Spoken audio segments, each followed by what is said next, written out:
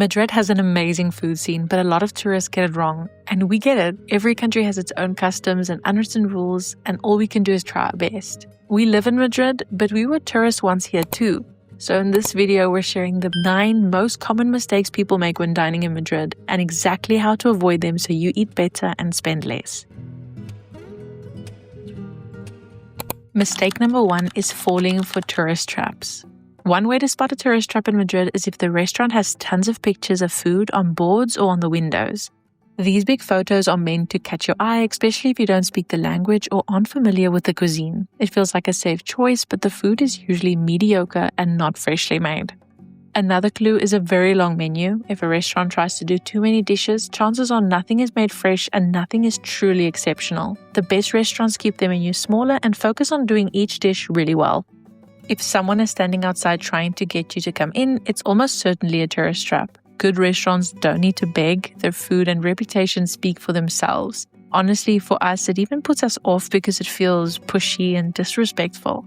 If you're on a budget, avoid restaurants right next to major attractions. While you can actually find good spots nearby, for example, Café de Oriente right by the Royal Palace, they do tend to be more expensive. Mistake number 2 is not trying local dishes from Madrid. When you're in Madrid, it's worth trying the city's own local dishes instead of automatically going for paella. A lot of travelers think paella is a must in Spain, and we get it, it's one of those classic Spain trip bucket list dishes, but paella actually comes from Valencia, not Madrid. While a few restaurants in Madrid might make it well, there are many that unfortunately serve frozen or microwaved paella. Instead, try dishes that are truly local. One of the most iconic is cocido madrileño, a traditional hearty stew made with chickpeas, meats, and vegetables. It's usually served in courses. First, you get the broth as a soup, and then the meats, vegetables, and chickpeas are served separately on a plate. Other local favorites include bocadillo de calamares, fried calamari sandwich, and callos a la madrileña, tripe stew. Some other tapas that are very popular and well done, although not originally from Madrid, are patatas bravas, fried potato wedges covered in a mildly spicy red sauce. Tip: ask for bravioli. If they have it, it comes with both red sauce and aioli, and the combo is delicious. Tortilla de patatas as well is a Spanish omelette with potatoes, an absolute must in Madrid if you don't mind runny eggs, or huevos rotos or huevos estrellados, fried potatoes with sunny side up eggs and jamon serrano pieces. So delicious. Mistake number 3 is tipping too much. Tipping in Madrid is considered a mistake not because it's offensive, but because it goes against the local culture. It's neither mandatory nor expected in the same way it is in the US, for example. In Spain, service staff are paid a regular salary and do not rely on tips to make ends meet. People generally don't leave significant tips. They may leave small change or round up the bill if the service was exceptionally good, but it's entirely optional. Don't worry, not tipping is totally fine and not considered rude at all. Mistake number 4 is expecting fast service. In Spain, eating out is meant to be relaxed. It's about taking your time and enjoying the moment, not rushing through a meal. Service isn't usually fast, and restaurants won't try to hurry you out to free up a table. If a place is very busy, they might give you a time limit, but most of the time you're free to sit, decide what you want, and stay as long as you like. Also, waiters won't bring the bill automatically. You have to ask for it. You can say, "La cuenta, por favor," or if they're far away, raise your hand and make a small writing motion to let them know you'd like the bill. Mistake number 5 is paying for water at restaurants. This is not a mistake per se, but you could be spending your travel budget on things you could get for free. Ordering water in Madrid can be surprisingly expensive because bottled water usually costs the same as a soft drink. If you just ask for water, agua, they'll automatically bring a bottle that you have to pay for. If you want free tap water, ask for un vaso de agua, por favor. That means a glass of water, please. Madrid's tap water is completely safe to drink and actually very good. Locals are very proud of it. Some restaurants will bring a free pitcher for the table, but that's not very common, so it's better to ask for a glass if you don't want to pay. And keep in mind, in a restaurant setting where you sit down, there are no free refills in Spain. If you want another soft drink, coffee, or bottle of water, you'll need to order and pay for a new one.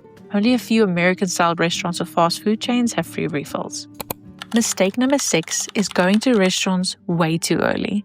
People in Madrid eat late, much later than most people are used to, breakfast can be anywhere up until 10 or 11 a.m. However, many cafes don't open until 9 or 10 a.m. Brunch isn't traditional, but it's become more popular in recent years because of social media and usually starts around 11, overlapping with lunch.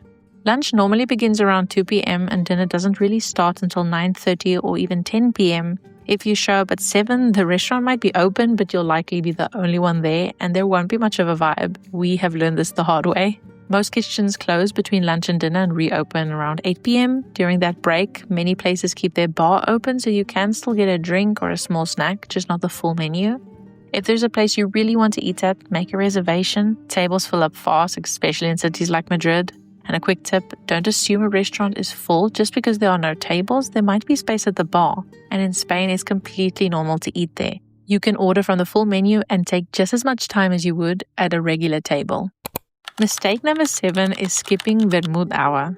This is actually just a little bonus tip, not a mistake in itself, but definitely a crime against yourself if you don't enjoy this tradition called La Hora del Vermut, the vermouth hour, which is around 1 p.m. In Spain, vermut or vermut is a herb-infused wine with spirits and botanicals like wormwood, caramel, and spices that's usually a dark reddish color. People drink it cold before meals as an aperitivo, and it's delicious. It's typically served on its own with a slice of orange and sometimes an olive. Vermouth goes really well with salty or briny tapas like olives, anchovies, or cheese. Mistake number 8 is assuming it's good because it's local. A lot of people say you should always choose independent cafes and restaurants over chains, but honestly, it's not that black and white. In Madrid, there are plenty of chain places that offer really good quality for a fair price. Places like Honest Greens or Belmondo are ones we generally love and go back to often. These are some of the places that we mention in our best places to eat in Madrid video, so definitely go check that out. At the same time, there are also chains that fit the stereotype and aren't great. The same goes for independent spots. Some are amazing and cook everything from scratch, but many bar cafeteria or bar restaurante places sell processed, mass-produced food and don't make things from scratch. Others do it really well. For the most part, you have to pay a lot of money at a fancy restaurant to get high-quality food. So it's kind of hit or miss on both sides. That's why we always recommend doing a bit of research ahead of time instead of relying on labels. And just because locals rave about a place doesn't automatically mean it'll be great for everyone. This is just our honest opinion based on our experience after living here for years. We by no means want to generalize or disrespect any establishment. We know that there are places that actually try and take pride in their business. Mistake number 9 is skipping the markets. If you want to try great tapas in Madrid, food markets are one of the best ways to do it. There are lots of markets like Mercado de San Antón, Mercado de San Ildefonso, but our favorite for the look and feel is Mercado de San Miguel. It's a beautiful historic market near Plaza Mayor with glass walls and architecture from 1916. Inside you'll find stalls serving tapas, fresh seafood, Spanish wines, and sweet treats. It's very popular, so it can get busy, but it's definitely worth visiting for both the food and the vibe. If you're on a budget or want to do 2 things at once, a great idea is to grab food to go from one of the markets or bakeries and have a picnic in Retiro Park, which is a must visit in Madrid. If you found this video useful, you'll love our next one where we share our favorite cafes and restaurants in Madrid from breakfast all the way to dinner and drinks. Plus, we include a pin map with over 80 spots, so definitely go check that out. Safe travels!